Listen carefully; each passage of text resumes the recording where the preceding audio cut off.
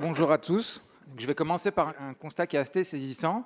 Une étude récente du Conseil administratif et économique a établi que le surplus d'épargne des Français a commencé à diminuer depuis la fin 2021. Donc ce qu'on se rend compte, c'est que les ménages les plus modestes n'arrivent plus à mettre de côté autant que pendant la crise. Dès septembre 2021, le surcroît d'épargne a donc commencé à diminuer pour toutes les catégories de ménages, sauf pour les 10% les plus aisés. Et donc aujourd'hui, finalement, les 20% des ménages les plus modestes auraient consommé en totalité le surplus d'épargne qui a été engrangé pendant la crise sanitaire. Donc je vais passer les quelques minutes que j'ai aujourd'hui avec vous et essayer de passer en revue comment vous, en tant que banque, pouvez renforcer la résilience financière de vos clients grâce à de l'hyper-personnalisation qui sera pilotée par de la donnée transactionnelle. Donc la résilience financière, surtout après le contexte de la crise sanitaire et voilà, un environnement d'inflation et de remontée des taux, ça veut dire plusieurs choses du point de vue du client. Donc c'est comment on peut aider le client à établir ou mettre en place une épargne d'urgence, l'aider à mieux gérer ses dépenses, rembourser ses crédits s'il en a, planifier et atteindre des objectifs financiers à plus long terme, ce qui est, j'ai envie de dire, l'objectif d'un peu tout le monde, et pourquoi pas construire ou renforcer son patrimoine. Du côté des banques, ça veut dire plusieurs choses en termes de positionnement et de ce qu'elles peuvent offrir aux clients. Donc ça peut, en tout cas, ça contribue à offrir une offre de finances plus responsable. Donc on n'est pas là dans une optique uniquement de vendre des produits, mais d'aider les clients à naviguer certaines incertitudes. Ça va vous aider à augmenter le taux de fidélisation, augmenter l'adoption de nouveaux produits, services ou parcours digitaux. Les banques investissent beaucoup sur ce domaine-là. Et finalement, de manière plus pragmatique, ça peut aider aussi à réduire les incidents de découvert au niveau du client.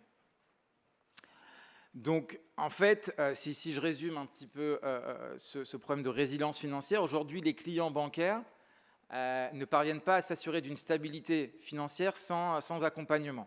Ils n'ont pas forcément la volonté, les compétences, la rigueur pour faire en sorte que voilà, ils aient une situation financière qui leur permette de faire face à certains aléas.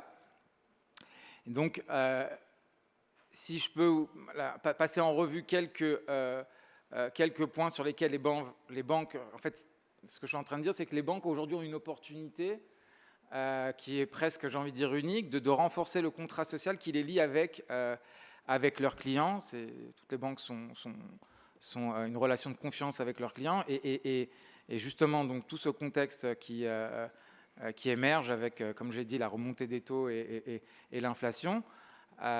Donc, en 3 points, la banque peut aider à renforcer la confiance grâce à des interactions personnalisées et montrer aux clients que finalement vous les comprenez. Ça peut être également mettre en place des fonctionnalités d'épargne automatisée. Je vais en parler dans quelques moments sur des cas d'usage et des cas qu'on a implémentés au sein de banques partenaires. Et donc l'épargne automatisée, ça va justement aider le client à établir ou mettre en place voilà, des niveaux d'épargne qu'il a du mal à mettre en place tout seul. Et également comment la banque peut aider tout au long du parcours d'épargne. Et finalement, il y a aussi une opportunité pour réduire les irritants, comme je le disais auparavant, et renforcer la capacité du client à faire face à des imprévus. Donc quelques mots sur Personetics. On est une société qui a été créée il y a un peu plus d'une dizaine d'années. Ce qui est intéressant, plus que les logos, on est implémenté auprès de 80 banques. On a deux clients en France. On est très présent en Europe. Mais ce que vous voyez, en fait, les chiffres que vous voyez dans la partie supérieure, aujourd'hui, on est exposé à plus de 120 millions d'utilisateurs finaux. On a catégorisé près de 60 millions d'opérations bancaires. Donc là, je vais revenir également sur ce point-là. On a une capacité à générer de l'interaction avec le client. Donc on est aujourd'hui à près de 10 milliards d'interactions générées pour le compte de nos clients. Ça, c'est un très gros chiffre et je vous expliquerai un peu comment ça fonctionne. Et c'est finalement un service qui est très bien reçu de la part du client. Les notations nous montrent qu'on est qu'on est très bien noté et ça permet de générer du NPS et de la satisfaction client. Donc je vais passer en revue 3-4 cas d'usage et après vous expliquer un petit peu comment ça fonctionne. Donc là j'ai pris le cas d'une banque avec qui on travaille en Australie et qui a décidé en fait de collaborer avec nous et de croiser en fait deux fonctionnalités, donc des insights personnalisés, à savoir que nous on travaille sur de la donnée bancaire, donc on ne va pas analyser votre activité sur les réseaux sociaux, mais vraiment prendre votre flux de transactions et le retransposer de manière intelligente et intuitive. Plutôt que d'avoir à pointer mes 20 dernières transactions, mon moteur va vous permettre en fait de vous présenter des éléments synthétisés et qui vont fournir du coaching et dans un deuxième temps aussi proposer des offres commerciales. Et après, il y a une partie automatisation d'un cas d'usage qui est le cas d'épargne. Et donc, en fait, en connectant les deux, on arrive à des résultats intéressants. Sur l'automatisation d'épargne, en moyenne, c'est ce client, le client chez MyState Bank épargne près de 1200 € par an. Et le montant moyen du transfert est de 25 $. Donc, ce n'est pas des transferts automatisés, mais on a différentes méthodes qui utilisent des algorithmes pour identifier à quel moment, quel est le montant optimal et inciter le client à faire ces transferts.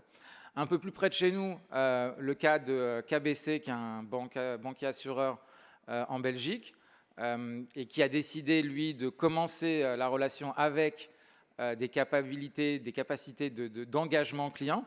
Et donc là, ce que vous voyez à l'écran, c'est un certain nombre de fonctionnalités. Les résultats, c'est 33% de taux d'engagement. Donc quand on montre un message, une fois sur 3, ce message est lu et ouvert. Je pense que sur des campagnes plus générales, on n'est même pas sur du 2 chiffres.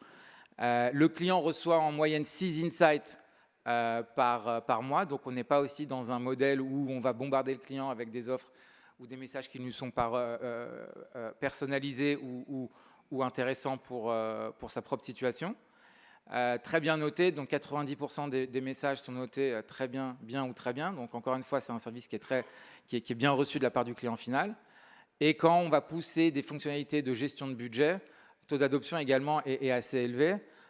Pourquoi? Parce qu'on est proactif, on va approcher le client pour adopter une fonctionnalité quand on pense qu'il est en besoin. Ce n'est pas uniquement, encore une fois, d'arroser toute ma base clientèle en leur disant « j'ai cette nouvelle fonctionnalité utilisable ». Pour beaucoup de clients, ce n'est pas intéressant.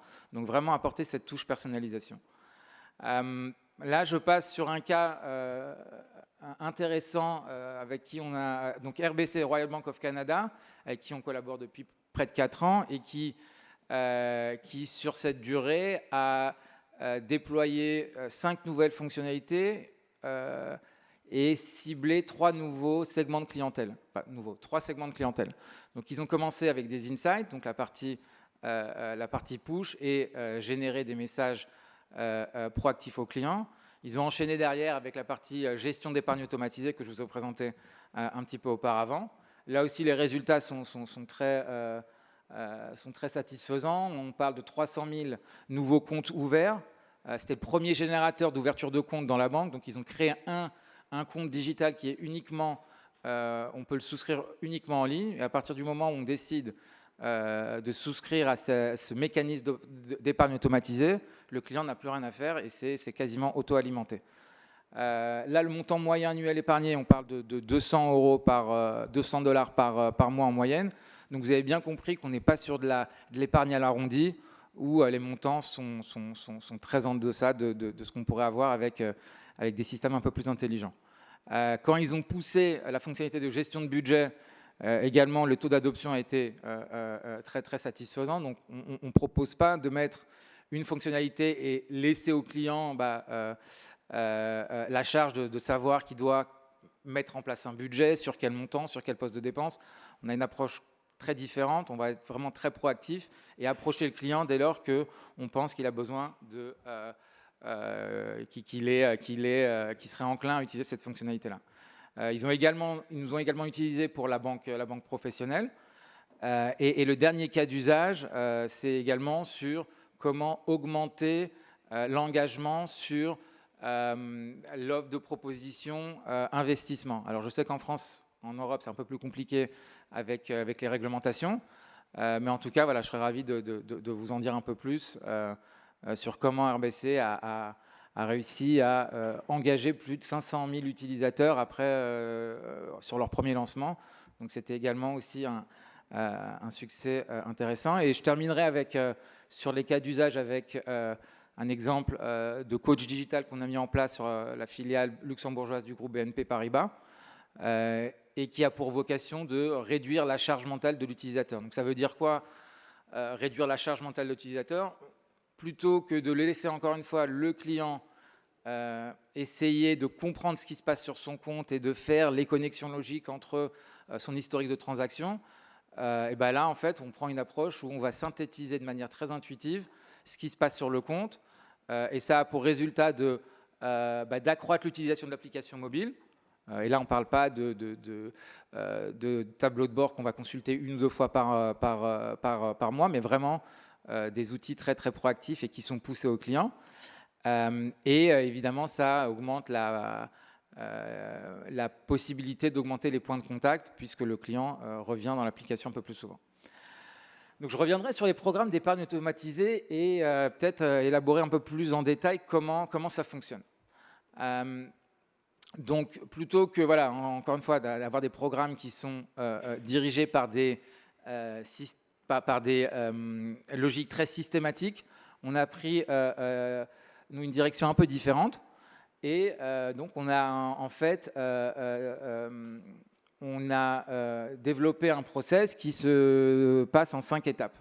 Donc on va déjà commencer à segmenter l'activité transactionnelle de chacun des clients de la banque pour établir la capacité de chacun des clients à pouvoir épargner. Donc est-ce qu'il est un client potentiel éligible pour un programme d'épargne automatisé et s'assurer qu'on approche les bons clients. Ça ne sert à rien d'approcher un client qui a des problèmes récurrents de découvert, il n'est pas en situation d'épargne, de pouvoir, on ne peut pas capter son épargne parce que voilà, il n'a pas de capacité d'épargne. On peut lui proposer des outils différents, de la gestion de budget, des notifications ou d'autres fonctionnalités, mais vraiment très important dès le départ de segmenter et de proposer ces fonctionnalités, d'onboarder, de faire souscrire des clients qui sont éligibles. Donc après, on va les inviter, on va proposer, on va éduquer le client sur quelles sont, j'ai envie de dire, les différentes étapes du process et leur expliquer pourquoi c'est dans leur intérêt et qu'est-ce qu'ils peuvent en bénéficier. Par la suite, on va avoir des algorithmes qui vont tourner de manière périodique, on peut les faire tourner tous les jours. On va analyser les flux transactionnels et encore une fois, à chaque fois qu'on va détecter qu'un montant peut être transféré, on va pousser une notification au client ou le faire de manière automatique, c'est complètement configurable, et dire au client, voilà, on a identifié que vous pouvez aujourd'hui transférer 25, 30, 40, 50 euros. Le client clique OK et le montant est transféré vers un compte cible. Encore une fois, est-ce que ça va être de l'épargne réglementée? Est-ce que ça va être d'autres types de supports? C'est encore une fois configurable, mais l'idée étant de pouvoir identifier ces montants qui sont sur des comptes dormants ou qui ne sont pas mis à profit et les transférer vers des comptes un peu plus rémunérateurs pour la banque et également pour le client. Donc les montants, on a une fonctionnalité de transfert automatique des montants qui sont identifiés et tout au long de la vie du programme, on va également inciter le client, on va en tout cas l'alerter, est-ce que ce mois-ci il a réussi à faire des transferts ou pas des transferts, et si on voit que par exemple le client sur une période donnée n'a pas transféré d'argent vers le compte cible, on peut essayer de l'approcher avec des outils un peu différents pour l'aider à rendre plus de cash disponible sur le compte. Et dès lors que voilà, le solde est suffisant, l'algorithme va identifier les montants disponibles et les transférer. Donc là, c'est un exemple de parcours de souscription. Ouais. Et donc voilà, c'est en quelques visuels. Je pourrais aussi vous en parler un petit peu plus. Les points clés des programmes, donc on a 5 programmes différents. Parce que forcément, il va y avoir besoin de customiser ça, mais on peut aussi faire de l'épargne à l'arrondi, des micro-transferts, des prélèvements intelligents. Encore une fois, il y a différents types de programmes qu'on peut mettre en place. Et puis, on peut adjoindre à ça ce qu'on appelle des objectifs. Donc, je veux épargner pour un objectif précis et ça permet, encore une fois, de renforcer le lien émotionnel entre le fait d'épargner et savoir pourquoi on épargne. Et je terminerai par cette slide-là. Donc, les métriques impactées sur les différents cas d'usage, donc taux d'engagement qui peut augmenter, ouverture de compte, croissance des ventes digitales, dès lors qu'on parle de personnalisation d'insight. Et quand vous poussez des recommandations, votre taux de conversion sur les clics va mécaniquement augmenter parce que vous avez présenté au bon moment, au bon client, le bon produit. Donc je ne sais pas combien de temps il nous reste. Pas beaucoup. D'accord. Non, on a encore une session juste derrière. Donc, tous ces slides seront à disposition. Enfin, je pense que vous les remettrez à disposition en PDF sur le lien de téléchargement. Donc, vous pouvez conclure, mais effectivement, tout le détail, vous le retrouverez. Ouais, voilà. Donc, vraiment, toute dernière slide. Par où commencer? Donc, définir une stratégie et des métriques de stratégie de bien-être financier. C'est un terme qui est très en vogue aujourd'hui. Mais au-delà d'avoir une stratégie, c'est comment on peut implémenter ça. Donc, nous, on a des partenariats avec plusieurs banques sur ce domaine-là. Une plateforme qui est déjà utilisée par plus de 80 banques. On continue d'investir lourdement sur ces fonctionnalités-là. Donc, on vous invite vraiment à nous challenger là-dessus. Continuer à innover au travers de fonctionnalités et de parcours digitaux qui sont encore personnalisés et présentés au bon moment. Et voilà, dernier point, ces recommandations-là vont vous aider à augmenter vos taux de conversion et vos ventes digitales.